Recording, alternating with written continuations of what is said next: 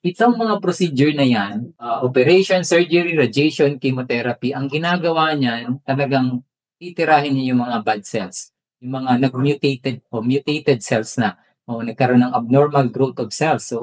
So yan kasi ay nasira yung genes. So kaya nagkaroon ng mutation. Ngayon, hindi na sila mamatay-matay o uncontrollable na yung pagdami, kalat. So kaya ang ginagawa niyan is radiation, operation at saka chemotherapy.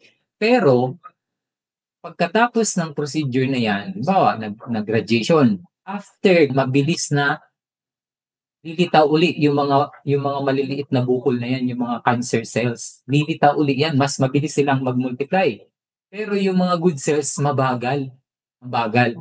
Kaya ang nangyayari, mas humihina yung katawan. So, magsa-second session, magte-third session, magpo-fourth session, pag walang mga sustansya yung katawan, na radiation, kinemo, ay talagang nalalagas yung buhok or parang kinuryente. So, yun yung nagiging hindi magandang karanasan kapag dumaan dun sa allopathic procedure. Pero yung iba naman na pinagsasama yung allopathic procedure, yung chemotherapy, radiation, operation, tapos nag-take ng mga vitamins, ng mga supplements, etc. Yun, medyo nakaka-survive ng mas lakas-lakas.